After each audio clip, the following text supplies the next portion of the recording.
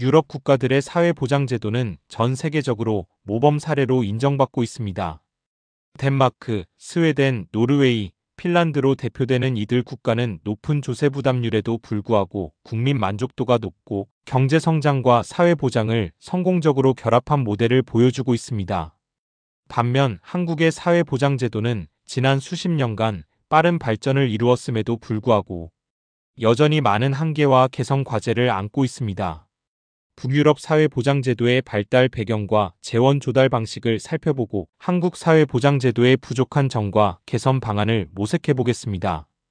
북유럽 사회보장제도의 발달 배경과 특징. 북유럽의 사회보장제도는 독특한 역사적, 사회문화적 배경 하에서 발전했습니다. 1930년대 대공황 시기, 이들 국가는 극단적인 자본주의와 사회주의 사이에서 제3의 길을 모색했습니다.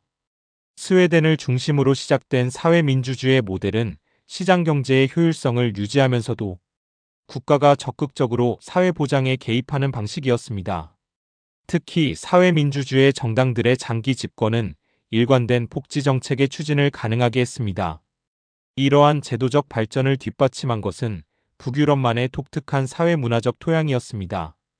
전통적으로 평등주의 문화가 강했고 루터교의 사회연대, 정신과 바이킹 시대부터 내려온 집단주의적 전통이 결합되어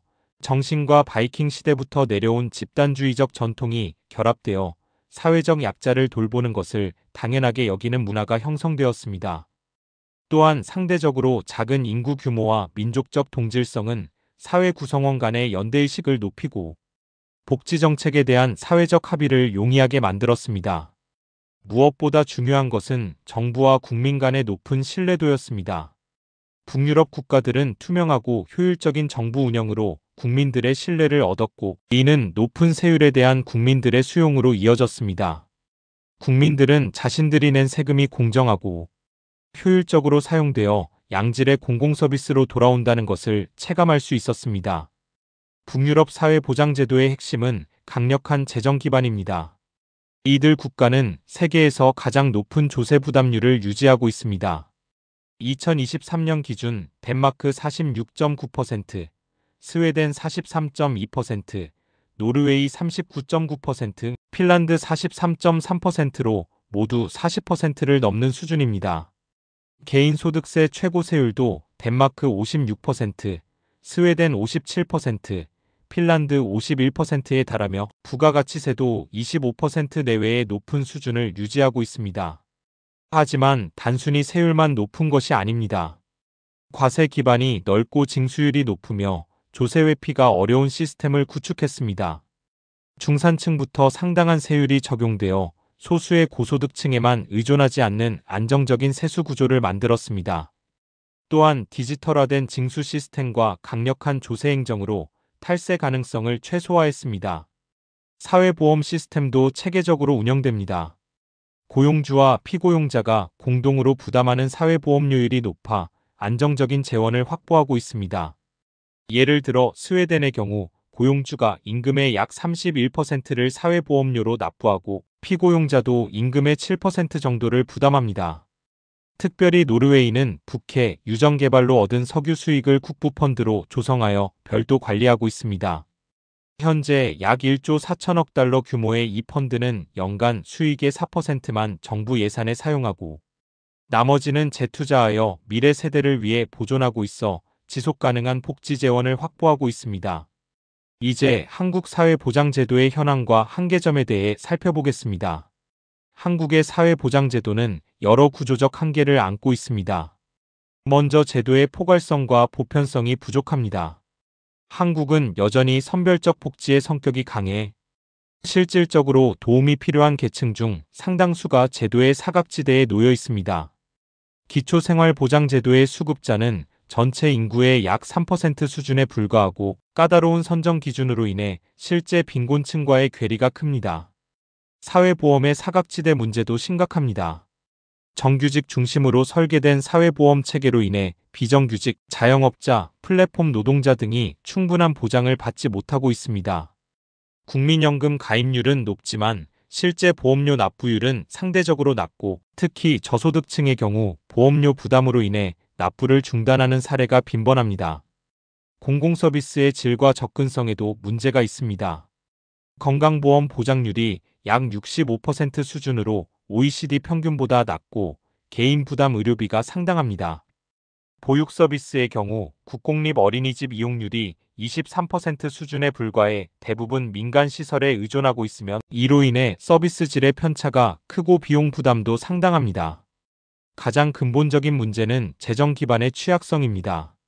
한국의 조세 부담률은 2022년 기준 약 27.7%로 OECD 평균 34.0%는 물론 북유럽 국가들과 비교할 때 현저히 낮습니다. 소득세 최고세율이 45%로 북유럽의 50% 이상과 비교해 낮고 실효세율은 더욱 낮습니다. 조세 회피와 탈세 문제도 심각합니다.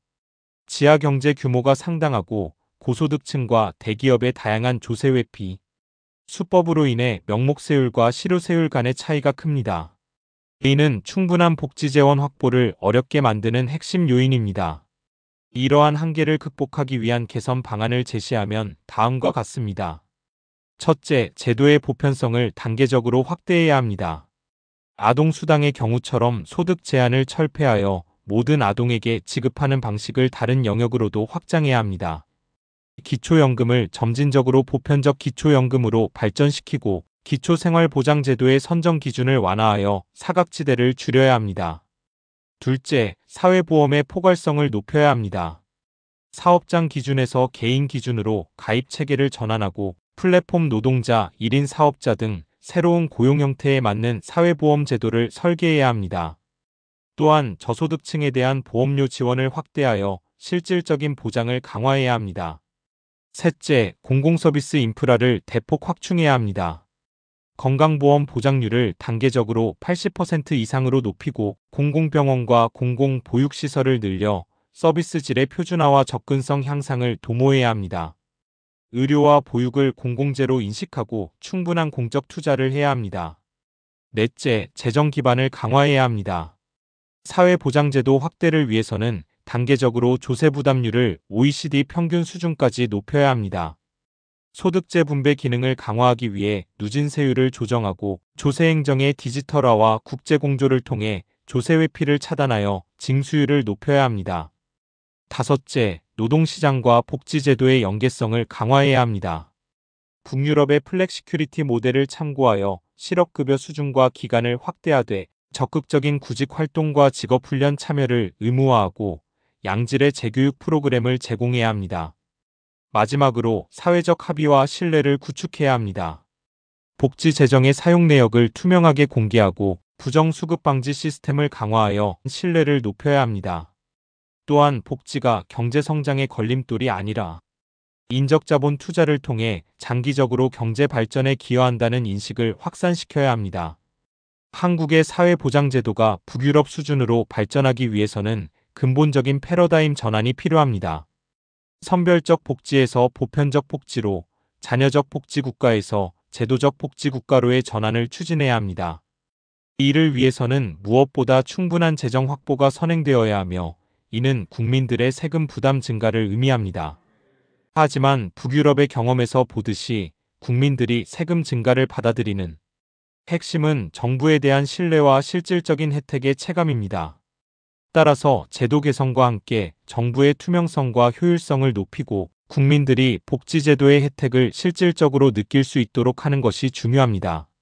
이러한 개선을 통해 모든 국민이 기본적인 삶의 질을 보장받고 사회적 위험으로부터 보호받을 수 있는 포용적 복지국가를 만들어간다면 한국도 북유럽 국가들처럼 사회보장과 경제성장이 선순환하는 지속가능한 발전 모델을 구축할 수 있을 것입니다.